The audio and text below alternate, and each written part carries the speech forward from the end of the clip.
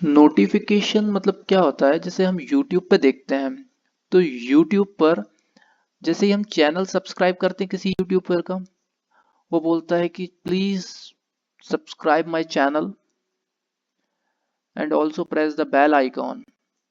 तो bell icon से क्या होता है कि जब भी कभी वो नया वीडियो अपलोड करेगा बंदा, तो उसका नोटिफिकेशन मेरे पास आ जाएगा, जिससे मैं वीडियो देख सकूं। मतलब जो भी काम कर रहा हूँ, काम छोड़ के मैं उसका वीडियो देखूं, तो वो नोटिफिकेशन आ जाएगा मेरे पास। तो तो यूट्यूबर के पास तो बेल आइकन है नोटिफिकेशन के लिए। अब गवर्नमेंट के पास क्या है, गवर्नमेंट के पास जब भी कोई नोटिफिकेशन लेके आना है ना गवर्नमेंट को, तो वो लेके आएगा ऑफिशियल गैजेट में। गवर्नमेंट नोटिफिकेशन कहाँ लेके आएंगे, ऑफिशियल गैजेट में लिख देंगे। कोई भी चीज लाना है कि जैसे ये अमेंड करना है 5 लाख की जगह ये लिमिट बढ़ा के 10 लाख करना है किसी चीज की, तो वो ऑफिशियल गैजेट में। ऑफिशियल गैजेट का मतलब होता है भारत का राजपत्र, official gazette of India, Bharat का राजपत्र। भारत का राजपत्र जैसा न्यूज़पेपर होता है ना, तो गवर्नमेंट का न्यूज़पेपर क्या है, राजपत्र है। राजपत्र में लिख देंगे कि ये चीज ये चेंज हो गई है। ठीक है। अब केस लॉस क्या होते हैं, तो क्या होता है, कुछ इश्यूज आते हैं, इश्यूज गए कोर्ट में। अब कोर्ट में इश्यूज गए, तो कोर्ट में इशू होते हैं तो उसका कुछ डिसाइड हुआ, कुछ डिसीजन हुआ कि ये इशू था, इसका ये डिसीजन निकला था उस समय पे। अच्छा, कोर्ट और ट्राइब्यूनल में पहले मैं ये बता देता हूँ, कोर्ट और ट्राइब्यूनल में डिफरेंस क्या होता है।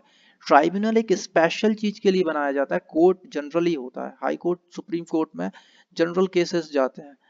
पर ट्राइब्यूनल है, जैसे इनकम टैक्स एपेलेट ट्राइब्यूनल, तो इसमें सिर्फ इनकम टैक्स की क्वेरीज ही आएंगी, इनकम टैक्स के केसेस ही आएंगे, कुछ और केसेस नहीं आएंगे आई टैट में। कोर्ट में सब चीजों के लिए जा सकते हैं, जबकि ट्राइब्यूनल एक स्पेशल किसी पर्पस के लिए बनाया जाता है।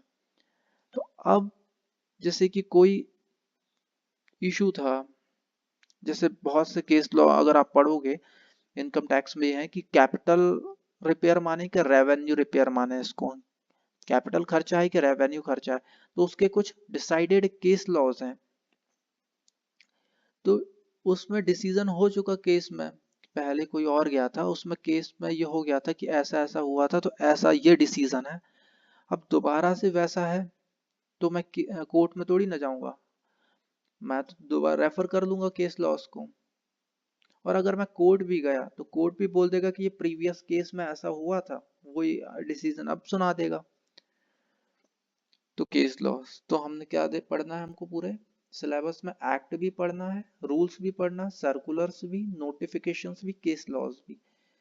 एक्ट मत क्या बताएगा, व्हाट मतलब प्रिंसिपल्स ऑफ लॉ। रूल्स क्या बताएंगे, कैसे करना है, इम्प्लीमेंटेशन गाइड। एक्ट कब बन गया था, 1961 में। रूल्स कब बने, मतलब इफेक्टिव कब से हुआ, इफेक्टिव 1962 से ही हुआ। क्यों, क्योंकि तब तक पता ही नहीं था ना कैसे करना है इम्प्लीमेंट। तो 1962 में अपन को एक्ट इम्प्लीमेंट हो पाया। प्रेसिडेंट की एसेंट कब मिल गई, 1961 में ही एसेंट मिल गया था, लेकिन इफेक्टिव कब से हो पाया, 1962 से। एक व्यक्ति भिन्न भिन्न तरह से पैसा कमा सकता है, अलग अलग सोर्सेस से पैसा कमा सकता है, अनलिमिटेड सोर्सेस हो सकते हैं इनकम के। अब एग्जांपल देता हूँ, राम है, राम एक एमएनसी में जॉब करता है, 30 लाख का पैकेज है उसका। ठीक है, बहुत अच्छा पामिस्ट है, एस्ट्रोलॉजर है, पैसा कमाता है। वो संडे को क्या करता है, एस्ट्रोलॉजी से 2100 रुपये लेता है एक बंदे से, पामिस्ट्री या फिर एस्ट्रोलॉजी के 2100 रुपये लेता है। ऐसे 10 लोग आते हैं उसके पास,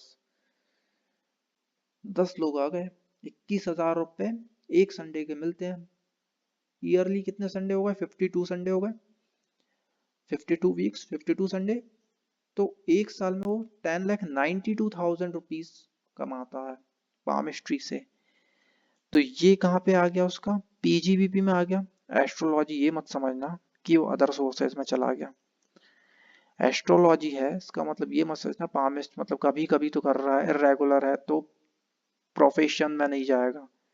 पामिस्ट छोटा मोटा व्यक्ति मत समझिए, पामिस्ट एक प्रोफेशन है, एस्ट्रोलॉजी इज अ प्रोफेशन।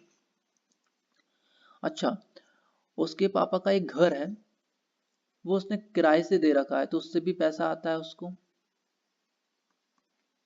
तो हाउस प्रॉपर्टी में चली गई इनकम। अच्छा, उसकी एक जमीन थी, कमर्शियल प्रॉपर्टी थी जमीन, वो उसने बेच दी, उस पर कैपिटल गेन आ गया उसका, वो कैपिटल गेन में चला गया। जमीन थी, जमीन बेच दी। अच्छा, बैंक में पैसा जमा है उसका, बैंक में जमा है कुछ पैसा, तो उससे इंटरेस्ट आया, वो अदर सोर्सेस में चला गया। तो इसका कुछ मोटा मोटा रेंज होता है। अच्छा, इन सब इनकम को जोड़ दोगे तो आपका ग्रॉस टोटल इनकम आ जाएगा। ये इतना आसान नहीं जितना दिख रहा है कि, क्योंकि सबके टैक्स ट्रीटमेंट अलग है, सैलरी का अलग, हाउस प्रॉपर्टी का अलग, पीजीबीपी का अलग, कैपिटल गेन्स का अलग, अदर सोर्सेज का अलग। इसलिए लोग बोलते हैं टैक्सेशन बहुत डिफिकल्ट है। डिफिकल्ट नहीं, अगर सही तरीके से पढ़ो। टैक्सेशन पढ़ने का एक ही तरीका है, रोज 1 घंटा पढ़ो। अगर आईपीसीसी का स्टूडेंट टैक्सेशन डेली 1 घंटा स्टार्ट कर देता है पढ़ना और फाइनल तक पढ़ता रहता है 1-1 घंटा, उसका जो स्ट्रॉन्ग रहेगा ना टैक्स में, नॉर्मल सीए से तो बहुत ऊपर है। तो टैक्सेशन पढ़ने का एक ही तरीका है, डेली 1 घंटा आप पढ़िए टैक्स। तो सैलरी का जो रेंज है सेक्शन का 15 to 17, house property 22 to 27, PGBP 28 to 44 DB, capital gains 45 to 55 A, other sources. अच्छा, सैलरी का इनकम सैलरी में जाएगा। हाउस प्रॉपर्टी क्या कह रहा, हाउस प्रॉपर्टी में मतलब क्या हो गया कि ऐसा कोई भी इनकम जो घर को किराए से देकर मुझको इनकम होता है, ऐसा इनकम जो हाउस को रेंट पर देने से मेरे को होता है, वो हाउस प्रॉपर्टी में जाएगा। जो मेरा बिजनेस या प्रोफेशन है वो पीजीवीपी में जाएगा। कोई भी कैपिटल असेट को मैं बेचता हूँ, कैपिटल असेट कौन सी कैपिटल असेट वो हम पढ़ेंगे आगे जाके कि कैपिटल असेट कौन सी है। तो बट कैपिटल असेट को बेच के अगर मेरे को गेन होता है तो वो कैपिटल गेन में जाएगा। अच्छा, चारों हेड में नहीं आ रही है तो अदर रेसिडुअरी जो बच गई इनकम हो रही है तो वो अदर सोर्सेज में चली गई। जैसे डिविडेंड मिल रहा है मेरे को, जैसे इंटरेस्ट ऑन सेविंग है, इंटरेस्ट ऑन डिपॉजिट जो आता है वो मेरा अदर सोर्सेज में चला गया। अच्छा, कुछ पॉइंट्स हैं, ध्यान से सुनना।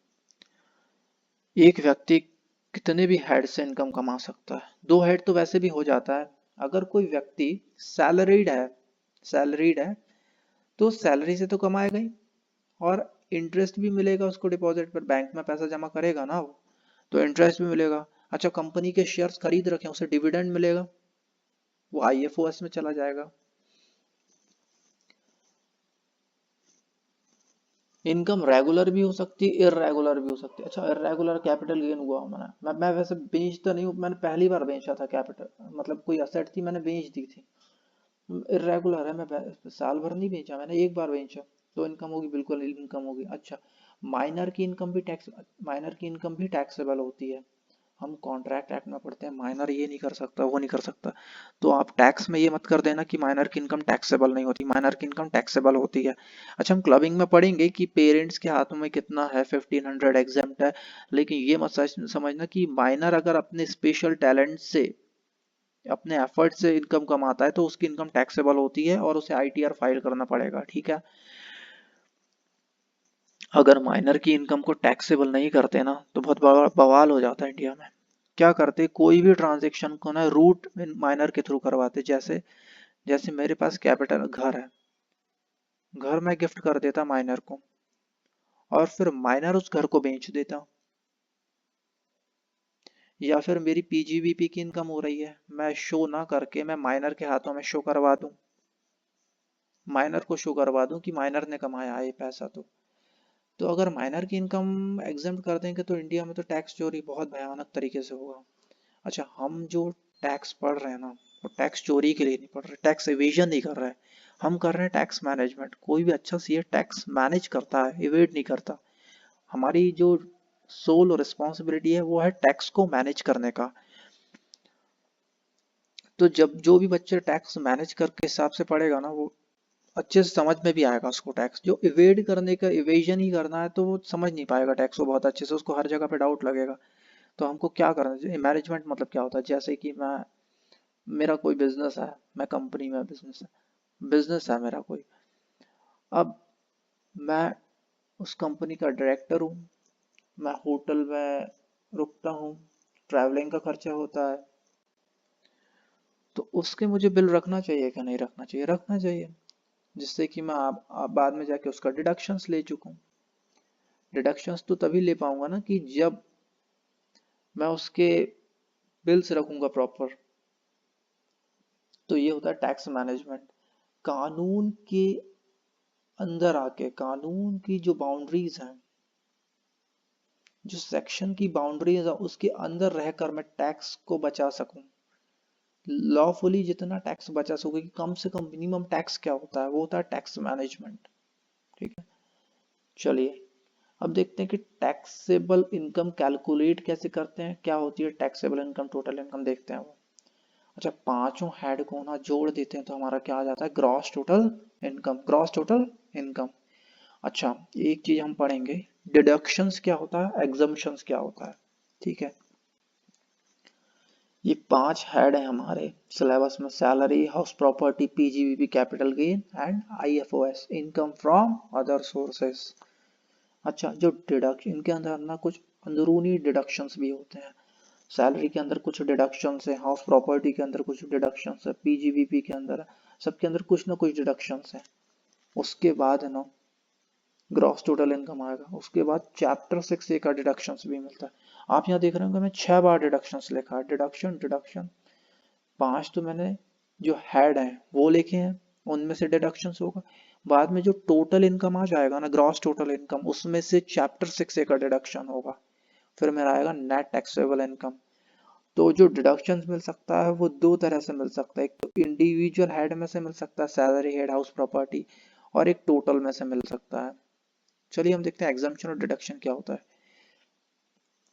एग्जम्पशन होता है, क्या होता है कि कुछ छोटा इनकम होता है, गवर्नमेंट वैसे तो छोड़ेगा नहीं तुम्हारी इनकम को, ठीक है, लेकिन कुछ ऐसी इनकम है कि ठीक है छोटी मोटी है, जैसे कुछ अवार्ड मिल गया, परमवीर चक्र में कुछ अवार्ड मिल गया, या फिर डिजास्टर हो गया था, कुछ कैटास्ट्रॉफे हो गया था, डिजास्टर, भूकंप आ गया था, सुनामी आ गया था, कुछ पैसा सरकार ने आपको दिया है, तो वो पैसा एग्जम्प्ट कर देंगे, एग्जम्प्ट कर देती है गवर्नमेंट। सेक्शन 10 में जो कुछ रहते हैं एग्जम्पशन रहती है, तो सेक्शन 10 में एग्जम्पशंस दी हुई हैं कि ये ऐसी ऐसी एक लिस्ट दी हुई है, सेक्शन 10 में हम पढ़ेंगे आगे कि ये चीज, ये इनकम एग्जम्प्ट है। ठीक है, अब जो एग्जम्पशन है वो पूरी एग्जम्प्ट भी हो सकती है, पार्शियली एग्जम्प्ट भी हो सकती है। कुछ लोग बोलेंगे आपसे कि एग्जम्पशन तो होली होती है, पार्शियली नहीं होती, पर नहीं, हम जो पढ़ रहे हैं वो आईसीएआई के मॉड्यूल से पढ़ रहे हैं और सही भी पढ़ रहे हैं। इनकम होली एग्जम्प्ट भी हो सकती है जैसे एग्रीकल्चर इनकम, और पार्शियली एग्जम्प्ट भी हो सकती है जैसा, हम अभी नाम देख लो सिर्फ, हाउस रेंट अलाउंस। ये सैलरी चैप्टर में हम इस पर पूरा डिस्कशन करेंगे। इसका कैलकुलेशन होता है 40%, 50%, मेट्रो सिटीज में ऐसा है, नॉन मेट्रो में इतना लेना है, तो इसका हम पूरा देखेंगे।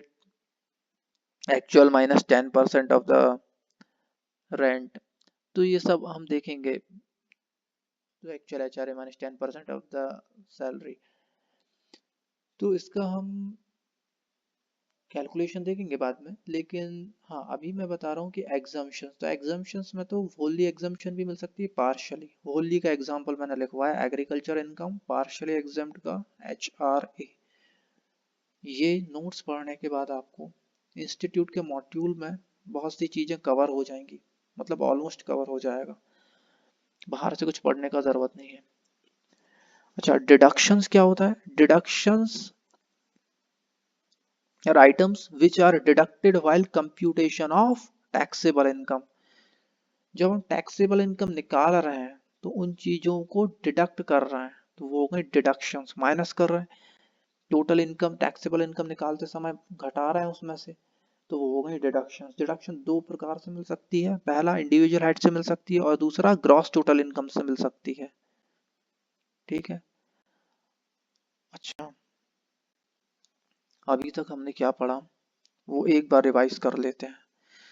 हम देख रहे थे टैक्स जो आया वो ग्रीक वर्ड से आया, सॉरी, टैक्स जो आया वो लेटिन वर्ड से आया है, टैक्सो, जिसका मीनिंग होता है रेट। टैक्स दो तरह का हो सकता है, direct tax, indirect tax. Direct tax का मतलब जिस पे इम्पोज कर रहे हैं और जो गवर्नमेंट के पास जमा करा रहा है, वो सेम व्यक्ति है, इनडायरेक्ट टैक्स में अलग अलग है। इसका एग्जाम्पल हो गया जैसे कि इनकम टैक्स लगता है, वो डायरेक्ट टैक्स है, लेकिन जो जीएसटी लगता है, मैं मोबाइल शॉप से मोबाइल लेके आया, उस पर जीएसटी पे किया, मैंने पे कर दिया, लेकिन टैक्स जो गवर्नमेंट के पास डिपॉजिट कराएगा वो शॉप ओनर ही रहेगा। प्रोग्रेसिव ये, इसमें जितनी ज़्यादा इनकम होती जाएगी उतना ज़्यादा टैक्स का रेट बढ़ता चला जाएगा तुम्हारा। लेकिन जीएसटी फ्लैट नहीं बोल सकते, बट यह है कि गरीबी अमीरी नहीं देखता। इनडायरेक्ट टैक्स में मैं बोलूँ तो गरीबी अमीरी नहीं देखता, सब पर एक समान लगता है, गरीब हो चाहे अमीर हो। अच्छा, टैक्स क्या ऐसा है कि मैं टैक्स पे कर रहा हूँ तो क्या मुझे एक्स्ट्रा प्रिविलेज मिलेगा गवर्नमेंट की तरफ से कि भैया मैं तो भैया टैक्स पे कर रहा हूँ, मुझे कुछ एक्स्ट्रा एडवांटेज क्या है? कोई एक्स्ट्रा एडवांटेज नहीं है भैया। तुम अभी तक सोसाइटी से लेते आए हो, अब तुम्हारा वक्त आ गया है कि सोसाइटी को पे करने का।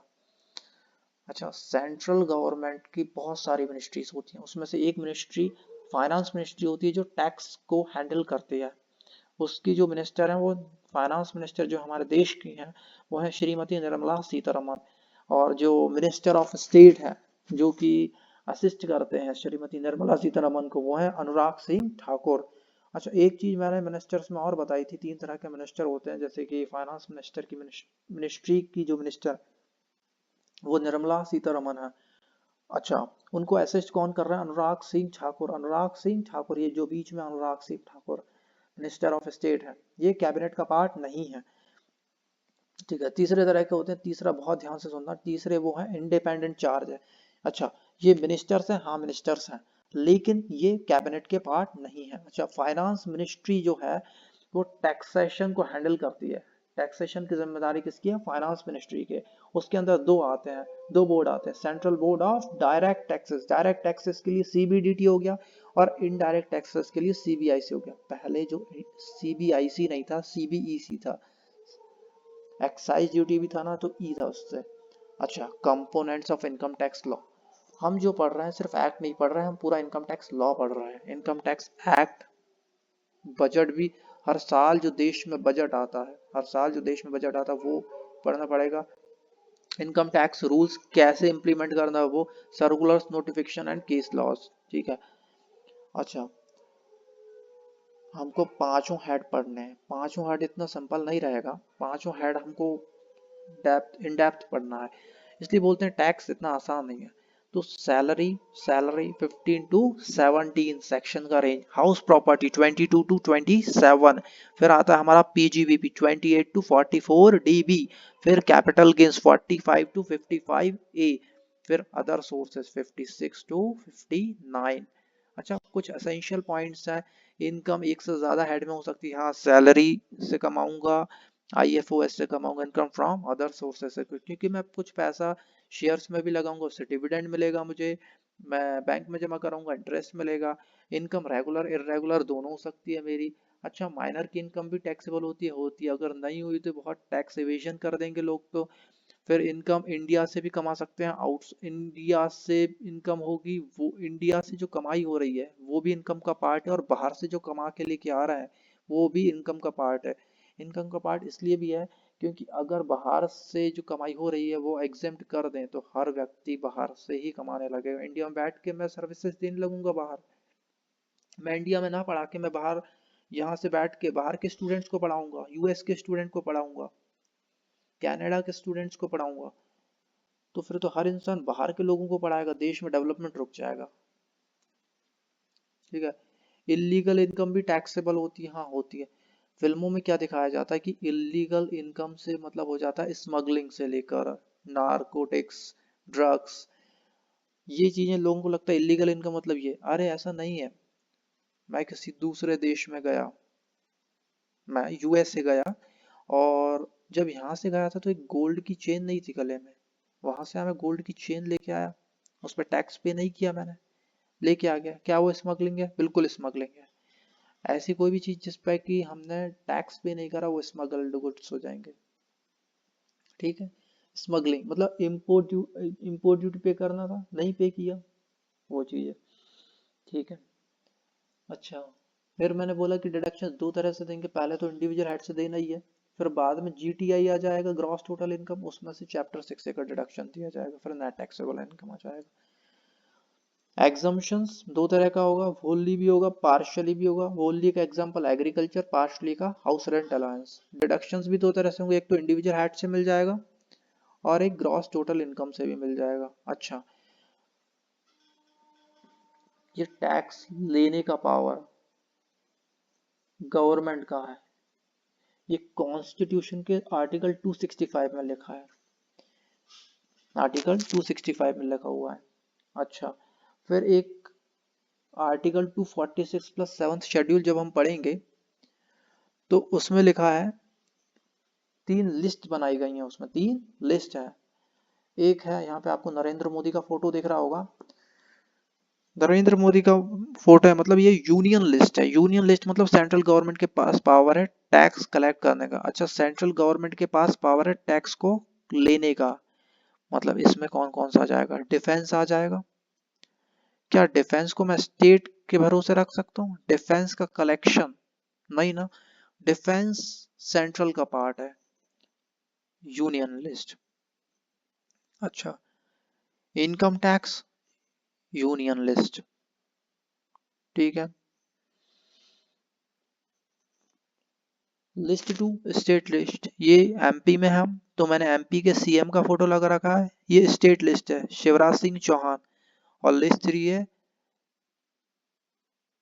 Concurrent list, union list, state list. Third है list one union list, central government के पास पावर है। List two state list, state has the power to collect the taxes. List three concurrent list, दोनों मिलकर ले सकते हैं, ठीक है। पावर हमें आर्टिकल 265 दे रहा है, ध्यान से पढ़िए, आर्टिकल 265 देगा। आर्टिकल 265 में दिया है कि टैक्स लेने का पावर। आर्टिकल 246 प्लस 7 शेड्यूल पढ़ेंगे तो हमें ये दिखेगा यूनियन, स्टेट और कॉन्करेंट लिस्ट। सेक्शन का स्ट्रक्चर कैसा होगा? सेक्शन का स्ट्रक्चर कैसा होता है, ध्यान से देखिए। अगर ऐसा लिखा है section 75 sub section 2 clause A sub clause 3, तो 75 जो नंबर है वो हो गया सेक्शन, फिर ब्रैकेट में जो 2 है वो हो गया सब सेक्शन, फिर ब्रैकेट में जो ए है वो हो गया क्लॉज, उसके बाद जो थर्ड सब क्लॉज, ठीक है। अब ध्यान से देखना, sub section versus clause, difference क्या होता है? तो हम देखते हैं कि सब सेक्शन जो है तब होता है कि कोई सेक्शन लिखा है, कोई चीज लिखी है और उसको एक पूरा होल पढ़ना पड़ेगा मेरे को, पूरा का पूरा पढ़ूंगा तब जाके मुझे समझ में आएगा। सेक्शन 50 सब सेक्शन 1 2 3 4 है, मैं चारों को मिला के पढ़ूंगा, एक जैसी बातें लिखी हूँ, उससे रिलेटेड एक ही टॉपिक की बातें लिखी हुई, एक ही टॉपिक की बातें लिखी है, 1 में 2 में 3 में 4 में, एक टॉपिक है पूरा का पूरा, रीड एज अ होल है तो सब सेक्शन है। क्लॉज कैसे होता है? Section 2 clause 1, section 2 clause 2, section 2 clause 3, section 2 clause 4। ये क्लॉज क्यों है? क्योंकि ये कनेक्टेड नहीं है। सेक्शन 2(1) में किसी की डेफिनेशन है, सेक्शन 2(2) में किसी की डेफिनेशन, किसी और की डेफिनेशन, कनेक्टेड नहीं है। सेक्शन 2 सबसेक्शन 1 अलग पढ़ना है, सेक्शन 2 क्लॉज 1 अलग पढ़ना है, सेक्शन 2 क्लॉज 2 अलग पढ़ना है, एक को रिलेटेड नहीं है एक दूसरे से। कि मैं सेक्शन 2 क्लॉज 3 पढ़ूं तो ऐसा नहीं होगा कभी भी कि मेरे को समझ में नहीं आएगा। सेक्शन 2 क्लॉज 3 में डेफिनेशन दी है, वो पढ़ के मेरे को मतलब समझ में आ जाएगा। तो ये चारों सेपरेटली अलग अलग है, किसी मतलब सब अलग अलग मैटर्स में कनेक्टेड नहीं है, तो ये होगा क्लॉज, ठीक है। सब सेक्शन एक दूसरे से कनेक्टेड रहते हैं, जो पॉइंट्स हैं 1 2 3 4 इनमें बिल्कुल भी कनेक्टेड नहीं रहते हैं क्लॉज में।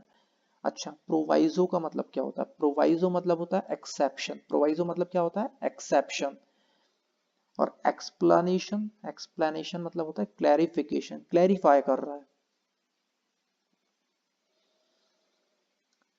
तो आज हम सब देख लेते हैं, क्विक रिवीजन कर लेते हैं कि टैक्स, दो टाइप का टैक्स होता है।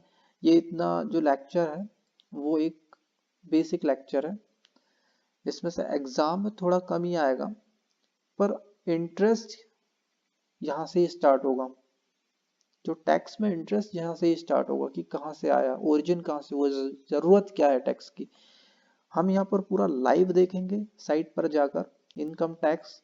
अच्छा, लोग मुझसे पूछते हैं कि जो भी अमेंडमेंट है वो कैसे पता चलता है। ये मेरा साइट है incometax.gov.in।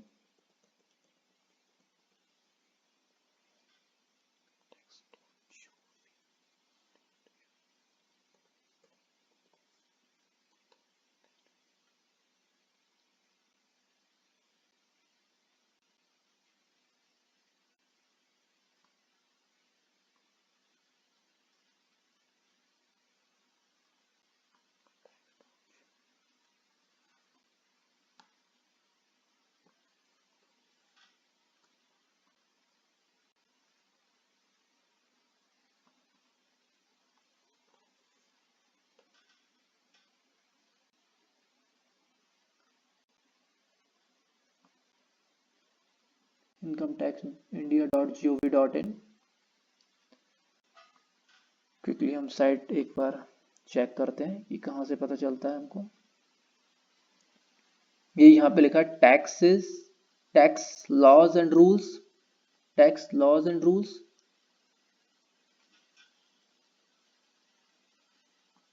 ये देखिए, ये दिया हुआ है tax laws and rules, acts, rules, circulars, notification, budgets, bills and direct tax code. अब जब एक्ट में आए, ये देखिए एक्ट में क्या, income tax act, income tax act. अब एक्ट के अंदर हम आए, एक्ट के अंदर हम आ गए, ये देखिए एक्ट में हम हैं। अब ये बोल रहा है कि चैप्टर वाइज चाहिए या सेक्शन वाइज चाहिए, चैप्टर वाइज कर दिया हमने।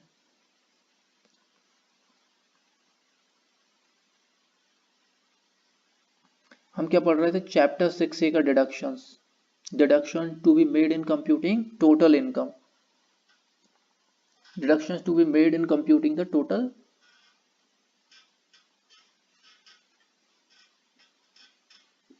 total income। और ये कितने चैप्टर्स हैं, 9 चैप्टर्स दिए हुए हैं। अगले पेज पे आएंगे फिर। तो सेक्शन जो है वो 298 सेक्शंस हैं, पूरे इनकम टैक्स में 298 सेक्शंस हैं।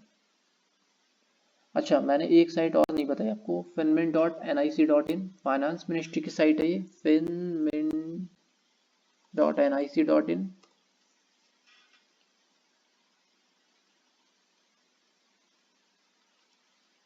ये फाइनेंस मिनिस्ट्री की साइट है।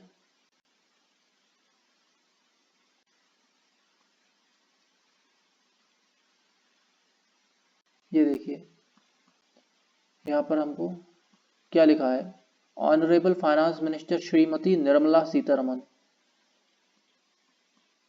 और ये क्या लिखा है, honourable minister of state, minister of state, मतलब ये कैबिनेट का पार्ट नहीं है, ये मिनिस्टर नहीं है। Anurag Singh Thakur is not a minister. ये श्रीमती निर्मला सीतारमन को असिस्ट करेंगे, ये जूनियर मिनिस्टर बोल सकते हो, जो कि इसको असिस्ट करेगा काम में। हम जैसे जैसे साइट्स देखते जाएंगे वैसे वैसे हमारा टॉपिक में भी हमारा इंटरेस्ट बढ़ता जाएगा, क्योंकि आगे काम इन्हीं साइट्स पर करना है सी बनने के बाद।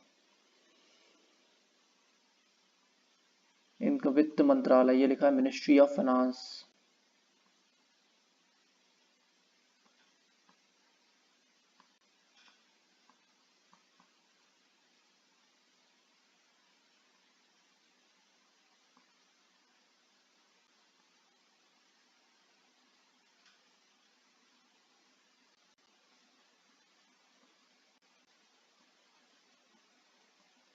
ये देखिए जस्ट अ मिनट,